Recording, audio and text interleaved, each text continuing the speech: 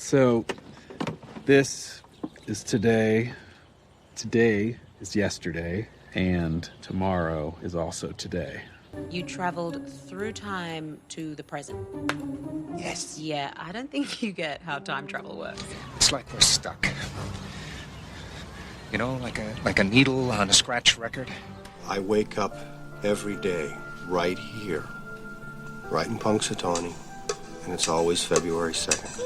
It's one of those infinite time loop situations you might have heard about. It's a thing where the same day keeps happening. Time.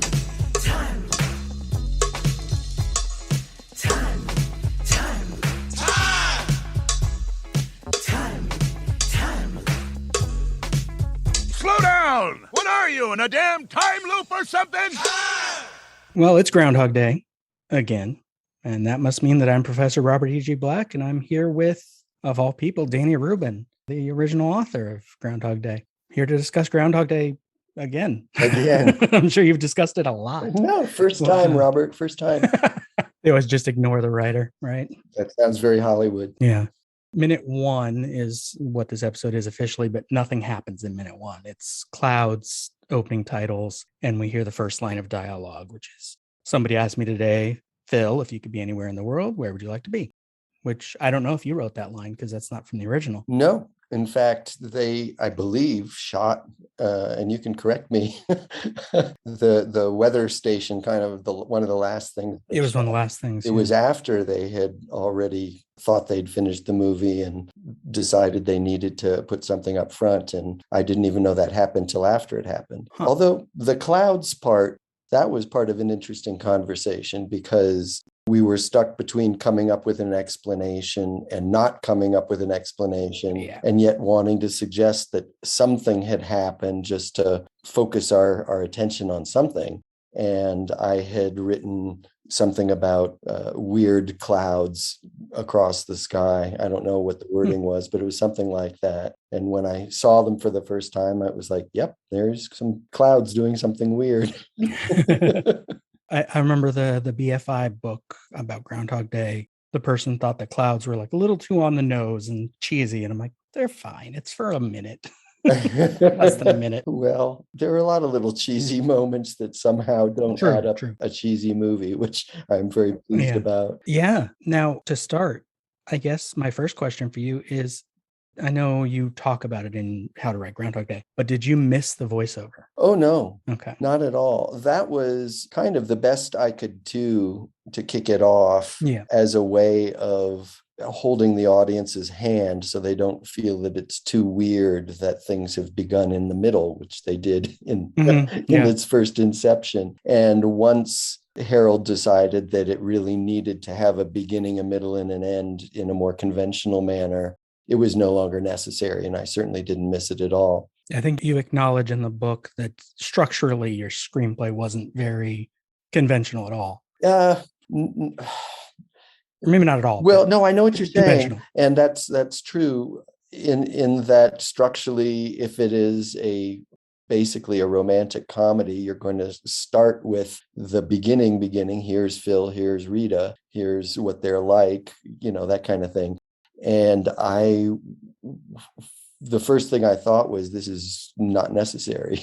This is the part of the movie that you're just sort of going hum-de-dum-de-dum, let's get to the good stuff. And I had so much good stuff. I thought I'd love to not have to do that. And I thought maybe I don't have to do that. Yeah. And so basically the first act in a conventional dramatic storytelling sense, the way I had it was a lot of questions. How come this guy wakes up and he knows what the guys are saying on the radio? Yeah. How does he know what that guy's going to step in a puddle? Why does he slug that fellow? How does he know what's going to happen? And it isn't till the end of the first act that we see, oh, he's waking up again on the same day. And that's what kicks off the movie, but we've already gotten to have a lot of the fun parts. Mm-hmm. And then you get into the whole second act of repetitions of showing all the perhaps unexpected things that you might not have thought of. And I thought of a lot more than were in the movie. There were many of them. Yeah. And so, yeah, in my mind, I had cracked the code and been able to figure out a new way to jump into an unconventional movie. And that just did not win the day. But a lot of stuff in the final version does come straight from your script. Like the DJs, for example, that dialogue is already there, almost exactly, some of it. I which is don't even remember. I was just looking at your original again this morning. Oh, wow. I should have done to double research too. Because I have 4 different versions of the script on my computer. Wow. Because all 3 of Ramus's revisions are online. Your second draft is not anywhere online that I've found. Well, the second draft kind of sucks. It was trying to understand what the studio wanted and trying to provide what, I wanted to make everybody happy and I wanted to give them what they were asking for. And I'd met with Harold a couple of times and gotten notes of suggestions.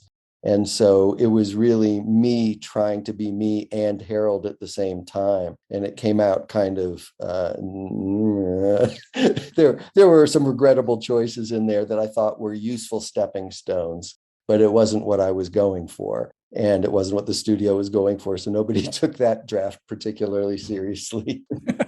So you wrote the first draft in 91. Right. Actually, probably it was before that. I probably wrote it in 89 or 90. Oh, okay. Yeah. I think I remember I figured out once it was 90 from how you described it. But I liked that little thing for me is the day you talk about looking at the calendar and deciding on which holiday was January 29th, which is my birthday. Happy birthday. Now, see, if I'd known that, maybe it would have been an entirely different movie. I think I figured that out on the same day that I realized that Andy McDowell's real name is Rosalie, which is my mom's name. It's getting too weird. It's like the movie was for me. And I was there in the middle of a year. There are an awful lot of people who feel that way. Oh, yeah. Which is one of the interesting things about it. People are reading things into it. It's like, oh my God, he wrote it for me. Mm-hmm. And I did, whoever you are. Yeah, it's a Jewish film. It's a Christian film. It's whatever you are, it fits. The idea wasn't about Phil Connors, a weatherman, going through Groundhog Day. The idea that got me all excited was a person reliving the same day over and over again. And I had all these ideas of what that would mean, but I knew if I was going to write it, actually put it down on paper, I had to be specific. Who is that guy? Mm-hmm. Where is he? What day is it? What season is it? Where are we? Yeah. There were so many questions. And I did tick through a lot of the possible obvious choices. Is it a Christmas movie? There are a lot of time loop Christmas movies. Well, now, is it his anniversary? Is it the anniversary of something important that happened to him? New Year's. I was always intrigued by leap year since I was a kid. Just the idea that there's a day that you could be born that might not come up for another 4 years. that bent my mind in probably a useful way. But what I did was said, okay, well, let's just be methodical about it. Opened the calendar, and the first holiday was 2 days later, 3 days later, Groundhog Day. And I just went, perfect. Oh, yeah. Well, everything about it made sense. And I kept testing it, saying, does it still make sense? And yeah, it still makes sense. And the things that made sense, first of all, is because I was doing industrial writing at the time and had done a convention for Bell of Pennsylvania, Ma Bell, telephone company. And they, we'd go in, I was part of a comedy troupe, and we would ask them questions. All the vice presidents gathered around a room, very excited to be talking to these comedy showbizy people. And we would say, tell us some things that your members would know about that everybody has in common. And we'd learn about the culture of the company and be able to make jokes about specific people. But somebody at the time had told us about Punxsutawney and the Groundhog Festival. And like many people, I was vaguely aware that there was such a thing called Groundhog Day that nobody took seriously. And I didn't know where it took place or if there was a real thing. But after that conference, I did know there was a place called Punxsutawney. It was a small town in Pennsylvania, and they did this Groundhog Festival. And I kind of half remembered that and decided I should double check that really is true.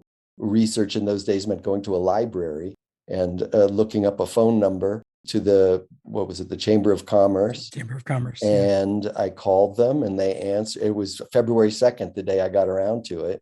And they answered the phone, Happy Groundhog Day. And I basically, bing, figured it out. Nice. I knew that I wanted the main character to be going to a place where they were not comfortable. I didn't want him to just sort of be in his own neighborhood with his own people. It felt like he should be somewhere new and different and unfamiliar. And it'd be more interesting if it was a place that you could get bored with in 5 seconds and make him sort of superior to the place and then keep him stuck there. Because I knew if he were living in New York City and you were stuck in New York, oh my, how many million people are living that life quite happily? Yeah. So that's how that came about, Groundhog Day as the holiday. And it all worked out with the hokiness of the ceremony, and for him to feel superior to that he was better than all these people, and to take his journey from there. Yeah, and eventually kind of accepted as something worth celebrating by the end of the film. Groundhog Day, I mean. Which it is for the people who celebrate it every year. They know it's goofy. It's not like they're a bunch of yokels who take it all seriously. Like in many small towns across the country, there just organically arrives some kind of silly ceremony that they do for some reason for the spirit of the town. Yeah. And they know it's silly. They've drunk the groundhog juice or whatever they call it. And he's a weatherman whose job is to predict the future. And now he, for at least a little while, can't, which is those kinds of things just sort of smell ripe, even if I didn't know where they were going to lead exactly. It just seemed like a good idea to pursue that sort of thing. Yeah, and you say in the book, you thought of it as being related to Siddhartha, where it's the young man's journey into like enlightenment, sort of. Not even to enlightenment. In my memory of the book, it was just a young man's journey through life. Yeah. And that to me was what the movie was. It wasn't a broad comedy about somebody in a goofy situation. It was a way, by having a repeating day, of having actually an eternal life, a very, very, very long life, not eternal because I knew he had to get out of it. I assumed he had to get out of it, and I went into it thinking he had to get out of it. But because I did not create an arbitrary plot reason for him to get out of it, like, a science fiction, fix the time machine or something, then it didn't become a plotty movie where the plot was all about him trying to get out. For me, it was always an existential movie where he had to accept that he couldn't get out. And then here I am stuck with this repeating day. Well, what do you do? What is life for? What do you do when you get up in the morning? Why would you do this instead of that? And so it all becomes about his own personal growth. So you already mentioned working with Ramis that it became a romantic comedy. At what point, was that okay with you? I mean, the love story is good, but it was there was a love story in it. It was always about Phil in my mind, and I didn't spend that much time thinking about Rita and where she came from and what she needed. I just gave her a personality and a little bit of life ambition, but not too much. I made her sort of a balanced, good, nice person, not somebody full of angst and needing of movement. And she was also, quite frankly, the person who was the signal to us that Phil had changed. Somehow she was involved in that. But she wasn't really a full player in my original drama. It was just about Phil. And I think in trying to make it a Harold Ramis movie, a kind of movie that he understood and felt comfortable with, I think he started making it more of without giving up the things that were so original to it. I think he felt it needed a stronger structure that the studio understood and that, frankly, he felt comfortable with. And that leaned into the romantic comedy aspect of it. Which made a good use of another character you had, Tess. Combining her with Rita actually changed. Boy, using the name Tess is like, wow, whoosh, I forgot about that. She's the one he fakes the drink, like knowing the favorite drink. And right. With. Well, that was sort of part of Harold's experience talking to the young writer. I had several good scenes, but actually the very first thing that I thought of when I was thinking, oh, this repetition thing could be really fun and original, was that scene of picking up a woman at a bar and using things that he learned about her to get her to sleep with him. And I gave that to just an incidental character. And one of the things Harold said was, that's a great scene. You got to give it to the main characters. Yeah. And Rita wasn't really a main character. She was just another character who became important toward the end. But that was sort of me writing and halfway through going, oh, how's he going to get out of this? And starting to pay more attention to the relationship with Rita. So yes, the giving your best characters your best lines seems like a good way to consolidate a movie in a way that we understand it better. Definitely. Next question on my list is one I actually don't want to ask, but I have to, because people always talk about how long Phil's in the loop. I usually refuse that question because I think it doesn't matter. Well, that's my answer too. I think of Death, the High Cost of Living, if you know what that is. It's a comic book by Neil Gaiman. He wrote Sandman. I know who he is. But in Death, the High Cost of Living, Death tells someone that just died, you got what everyone gets. You get a lifetime. It's like, it doesn't matter how long you have, as long as you know that it begins with something and ends with your death. And like, it's what you do in the middle that matters. It also mattered that it was long. Yeah. If it took place in 2 weeks, as the studio had suggested, helpfully, that's a sitcom. That's 22 and a half minutes. Mm-hmm. That's every problem is solved by the end of that, and we move on. And that's sort of a child's view. And I thought one of the things that was interesting about the original notion was that it would have to take, it was a question to myself. If a person could live longer than one life, and they were one of these kind of arrested development type adults, is one lifetime enough? Is the problem that they will never change, or is the problem that maybe they just haven't lived long enough to have experienced enough to have changed? So that was an experiment. That's how I phrased it in my own mind, and that's how I built the story. So whether it was one lifetime, 2, 12, 100, did not matter to me. It just needed to feel long. Yeah. It should be able to be justified as potentially having been longer than one lifetime. Harold didn't necessarily agree with that either. He sort of settled on, in his mind, something like 20 years. Yeah. And that was just something that felt comfortable to him. And both of us felt very elated with the idea that it was 10,000 somethings, 10,000 days, years, months, weeks. As long as it was that, then you had the Buddhist implications and resonance. And we both flattered ourselves with thinking that would be a nice thing.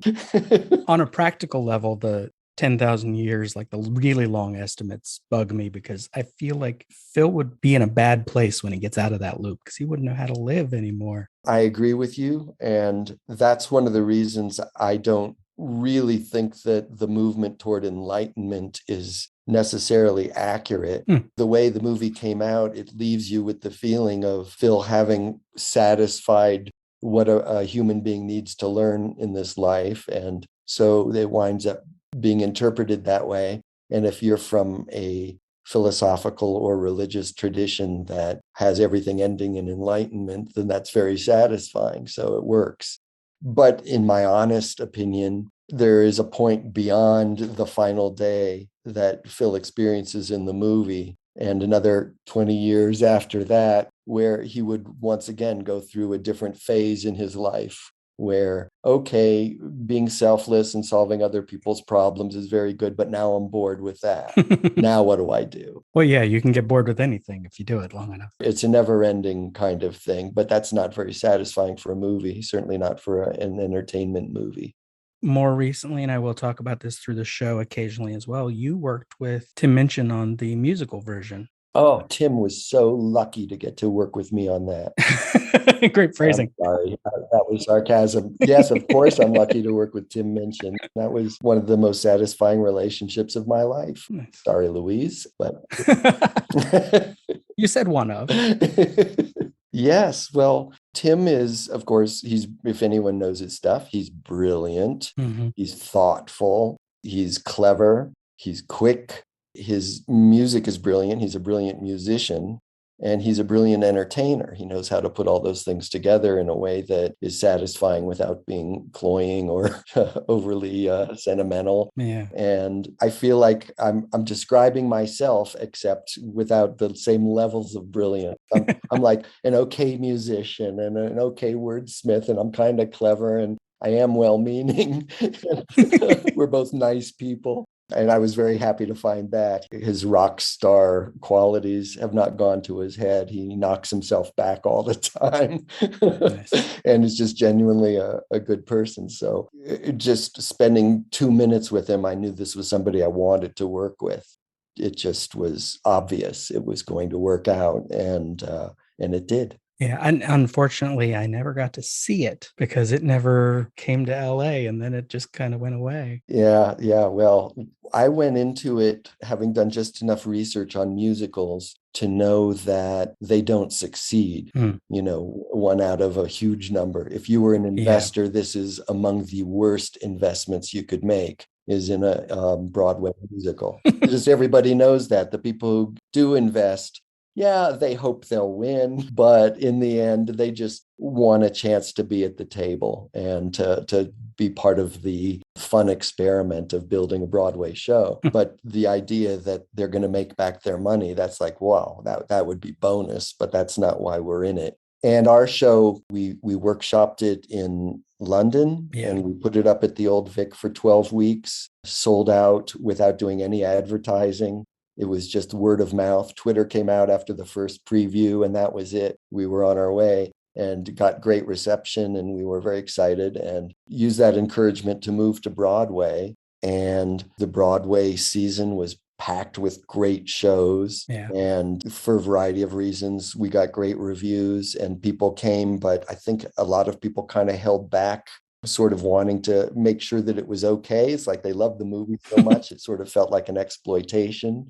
Me, I waited 20 years after the movie came out to even get involved with the musical because I wanted it to be more sophisticated. I wanted to grow a little bit, develop more opinions, and do something that was the movie, but was a more profound version of the movie. It could stand on its own. And we all went for that. We went for everything that was great, to go just a little deeper, to bring in little surprises for people who thought they knew the story so well. And I think we delivered. We really did. Oh, yeah. But it lasted about 6 months, which is great. A lot of people did see it. But then that was it. And the traveling show never happened because all the theaters got cold feet when we closed on Broadway. And then we couldn't get a theater in London because theaters are all being occupied by 20-year-long Lion Kings and now Harry Potters and revivals and your Hello Dollies. And it's just getting a theater is a big deal. You can't find one that's the right size and the right feel for the show that comes open and doesn't go to the latest big Broadway hit. So every year that became harder. So anyway, we're just laying back like many COVID theater thinkers are. And it has been licensed and there are a couple of productions popping up around the country, around the world, actually. And once theater comes back, I think you'll be able to see a really good professional production, if not a Broadway one. Even if it were back in Broadway, I'd have to make an effort this time. I was like, just assuming, okay, it'll travel next, I'll have a chance. And then it didn't. And I was like, I missed the chance. One of the lovely things about the show, we decided to commit to a kind of a razzle-dazzle version with 5 turntables, sort of that turned the entire stage into a clockworks that all the characters were trapped in, and the choreography matched that thought. Just wonderful magic tricks that allowed... Yeah, that great bed. Exactly. It crawls into it. Well, it just allowed Phil to be killed in 1 second and show up waking up the next moment. It was really fun stagecraft, etc. But there was both a workshop that we did before any of that had been developed, when we just had people interacting with each other. And then there was also our first preview where all of the turntables broke. And they decided, you know what, let's do the show anyway, sort of sitting down, concert style. And in the end, what we realized from those two things was it's a very lovely, our town-ish, humble production. It works on that emotional level, even without all the fun, expensive Broadway pieces of the puzzle. So any theater could put it on, any high school, anybody, and it'll work. So I'm very pleased with that. When I saw the staging of some of it, they performed at the Tonys, and I was like, it would be hard for like a small little theater to produce it. For that, yes. But yeah, you could change it around. It doesn't have to be complex. Absolutely. Well, we had so much fun. There was this idea of big and small, of Phil Connors feeling bigger than the town, and these kinds of up down things. So we had a lot of miniatures and people, and the guy in a groundhog suit who was much larger than the little TV van that they arrive in, and it was just a lot of fun surprises all the way through using that idea. Now, you only have a few credits on film writing, just Groundhog Day, the Italian remake, Ieri, Stork Day, which is actually a pretty good film. Yes, I did it in Italian all by myself. All by yourself. I said, you know what, we should do this in Italy, and I'm going to translate it. One movie of yours I hadn't seen, I think, since it came out was Hear No Evil. And it's not streaming. And I was going to watch it last night. And I'm like, oh, I can't. That was actually the first thing I sold. I wrote that when I was living in Chicago and trying to figure out what I was doing for a living. I did not think of the industrial writing as being my future. I did not think of doing the comedy group stuff as being my future, but I didn't know what I was going to actually do. And I was hoping for something to kind of choose me. And, I was always trying different things, but I decided to write a screenplay and see how that went. And I sold Hear No Evil to Hollywood. And I was like, great, fine. Finally, I know what I am. I'm a screenwriter. I'm just going to do this. And actually moved to Los Angeles with my wife and had our baby, within a couple months of that. And so I felt like I was just starting on my professional adult life at that point. And so that went through a lot of rewrites. And I was trying to do something big like North by Northwest, a big international thriller kind of feel. And the producer who optioned it really wanted to do Wait Until Dark. And we never really saw eye to eye because, in my mind, being deaf and being blind are very different and have different kinds of challenges. And those two things don't really translate. But he insisted that it should. And I wrote a few drafts, and then they moved on to other writers. So in the end, it became a different movie, which was fine. It got me my career, got me into the Writers Guild, got people interested in seeing the next thing. And the next thing I wrote was Groundhog Day. And then that got set up at Columbia Pictures and Herald Directing. And I was like, great, I'm on my way. And based between those two, I had moved to LA, and I was going to all the meetings all over town where people were looking at the script Groundhog Day that I had written, but nobody wanted to produce it. They just said, wow, I love Groundhog Day. Of course, we can't make it. I didn't know why, but I was sort of go along, get along. Yeah, I don't understand Hollywood. Yeah, of course we can't make it. I never said why not. It didn't. That seemed a little provocative, and I was, like I said, trying to feed my baby.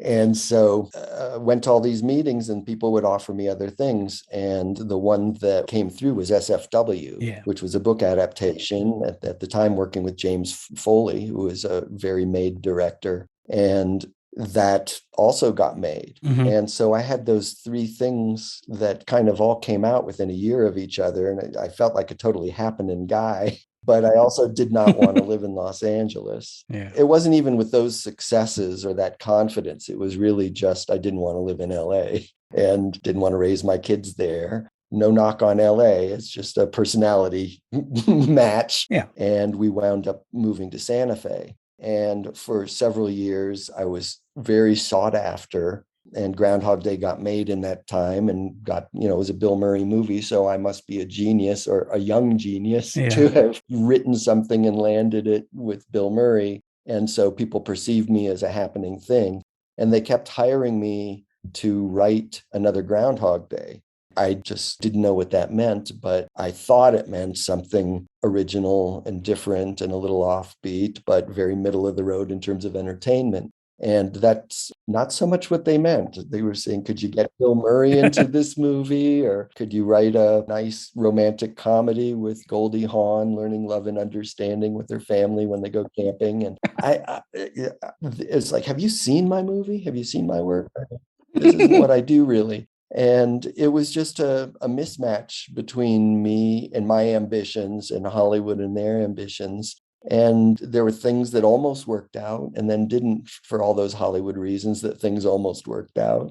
And it was fine. I got a whole career of working with interesting people and doing interesting projects that I said, I don't want to do the version that we can all tick off in our heads. Yeah. I want to do something a little bit more interesting. And they say, yeah, that's why we hired you. And then every note was, could you get rid of this interesting part and just get right to it? That's how I saw it anyway. Yeah. So yeah, it makes sense that I haven't had a million things made. That's okay. It's sort of worked out well. I've lived a rich and interesting life, and I'm not done yet. And other things are happening, and they've all been satisfying for me. So fine. Speaking of SFW, though, I watched that again the past year to talk about on a different show of mine, Cock and Bull Minute. And I hadn't noticed before you put Phil and Rita in that movie. I know. It was kind of funny because while I was writing it, I was thinking, oh, you know how Alfred Hitchcock shows up in all of his movies? Yeah. Maybe I'll have these character names show up in all of my movies. Never having anticipated that Groundhog Day would become something that everybody knows. Yeah. And then when you see Phil and Rita, you're like, what? So it became sort of stupidly distracting. And I'm glad I didn't get more movies, because that would have been a really bad idea. Most of life is just junk, right? It's filler. And then there's these moments when all the randomness turns into something perfect. It's like life's dropping all the bullshit just for a second to show us how amazing it could be all the time if it wanted to. I don't know. I think maybe we're supposed to become like better people. Though I honestly don't even know how that could be possible. Ever think about it? We must miss so many of them. All those tiny perfect things are just poof, gone, lost forever. But not today. That is a disturbingly inspirational idea, Mark. It's a perfect day. You couldn't have planned a day like this. Well, you can. It just takes an awful lot of work. Time.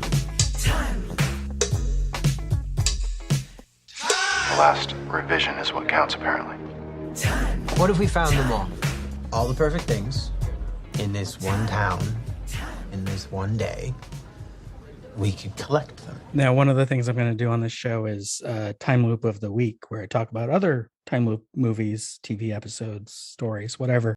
I'm curious, what is your favorite that isn't Groundhog Day? Of the time loop movies? Yeah, time loop movies, stories, TV episodes. There's a lot. Yeah, I know. Well, I didn't really realize how many there were. Every now and then one will come up and my friends will write to me and say, you've been ripped off again. There are a couple of them that didn't even seem to try very hard to not rip it off. But of the ones that felt like they were trying to do something original with it, that is great. I love that. It seems, I knew while I was writing it, there were many different kind of movies I could make out of that premise. Yeah. And deciding on sort of a lighthearted existential comedy was because my daughter had just been born and I was feeling lighthearted and happy and positive, and I didn't want to spend months and months indulging myself in a David Lynchy, dark, repetitive world.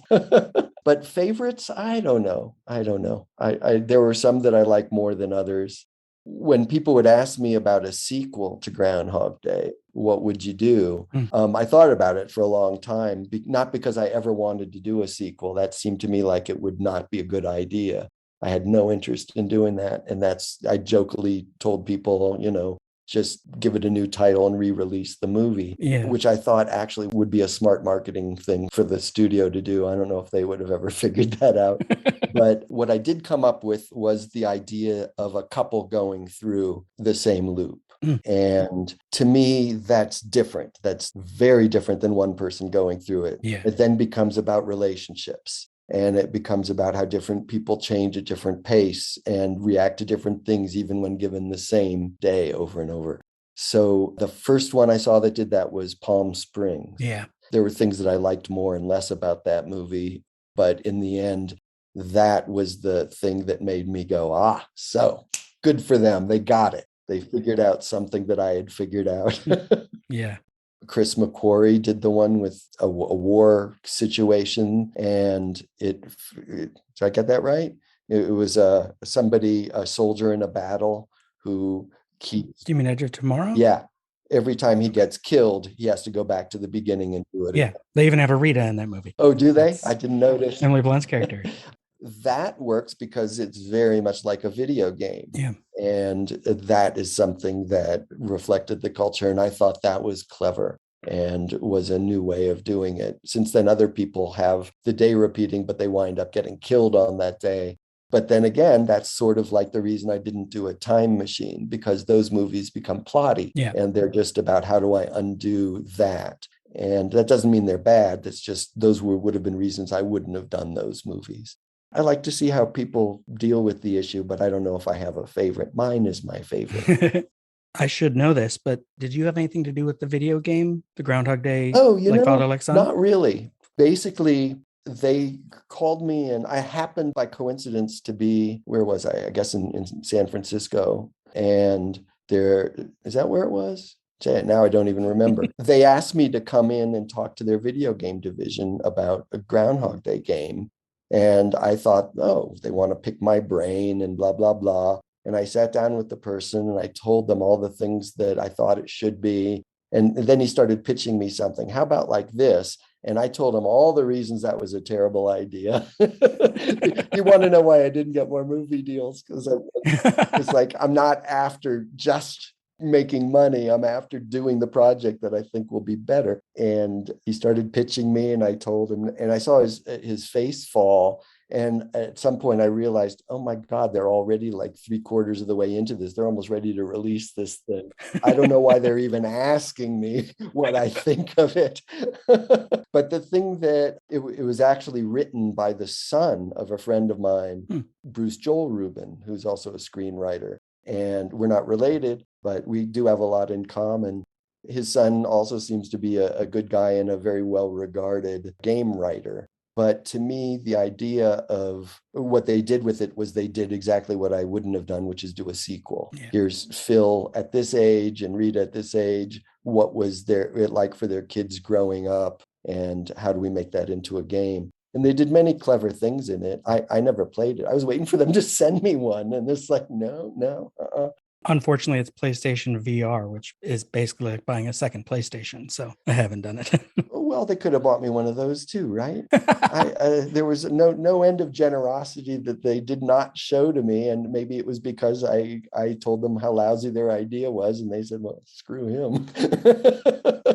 But I did have a very long conversation with the writer, and just to sort of swap ideas, and in the end, for me to give him my blessing, because I think that's what he wanted. And I guess some people liked it, and I don't know how well it did, and it's fine, whatever. Yeah, I've seen positive reviews, but I haven't had a chance to even watch someone play it. So yeah, well, there is obviously cleverness in it, and I think it would be a fun journey, but it wasn't what I would have done. I would have hired a psychologist and had everybody who is going through being the character, going through this situation, sort of going through different psychological phases to get to the next level.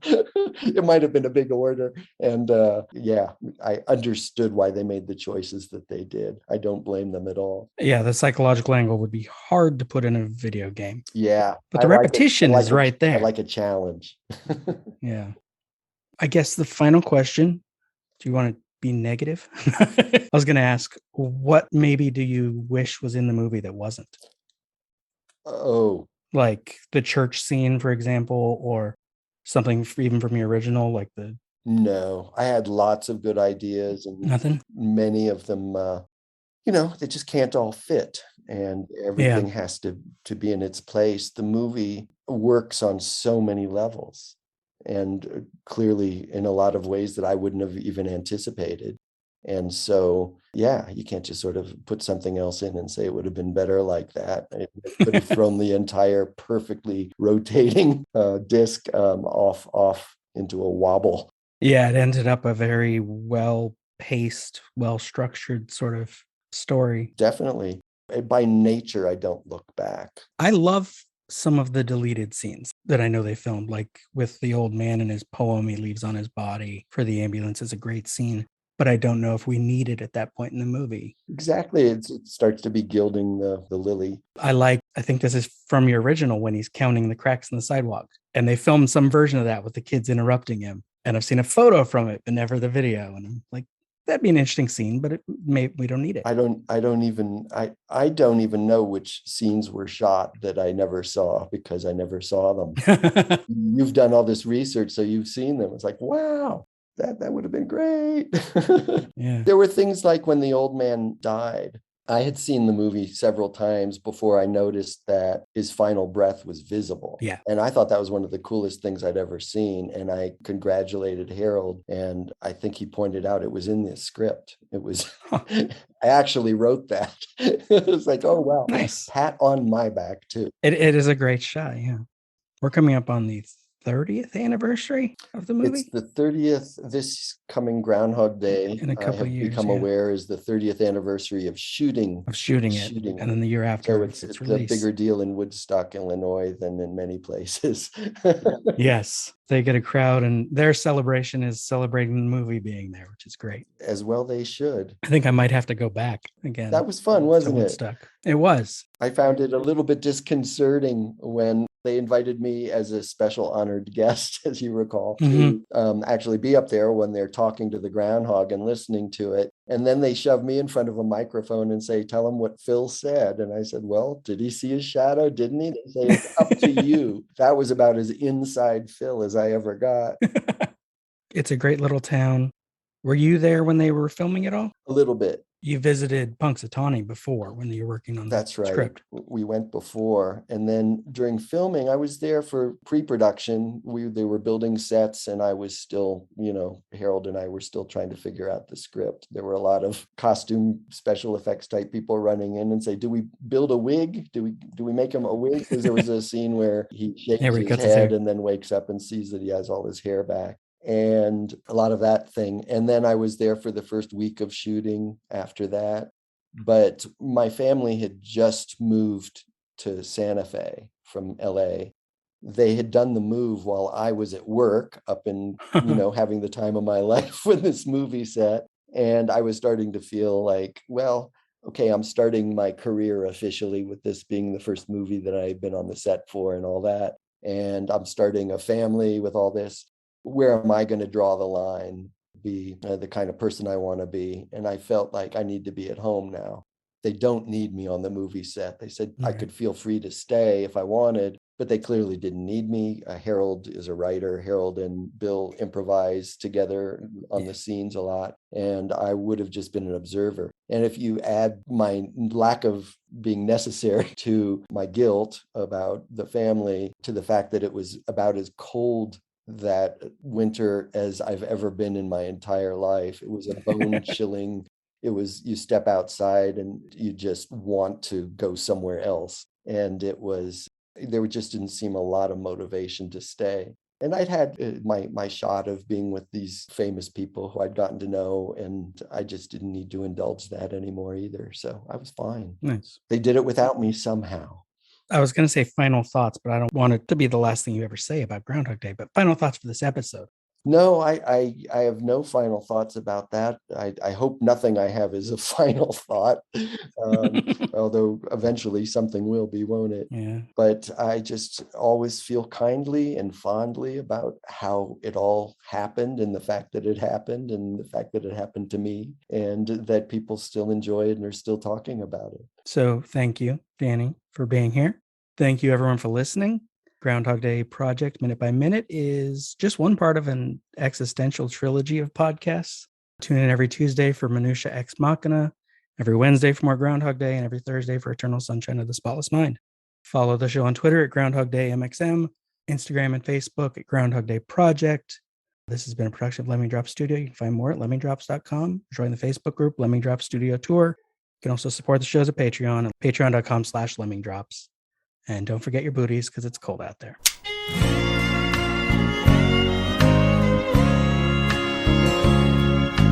First, I played the game by the rules from 1 to 10. Then you took me round again.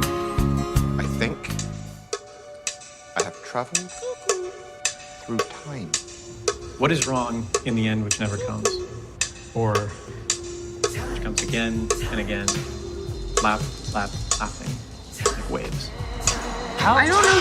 How do you sleep at night? You've never seen Groundhog Day?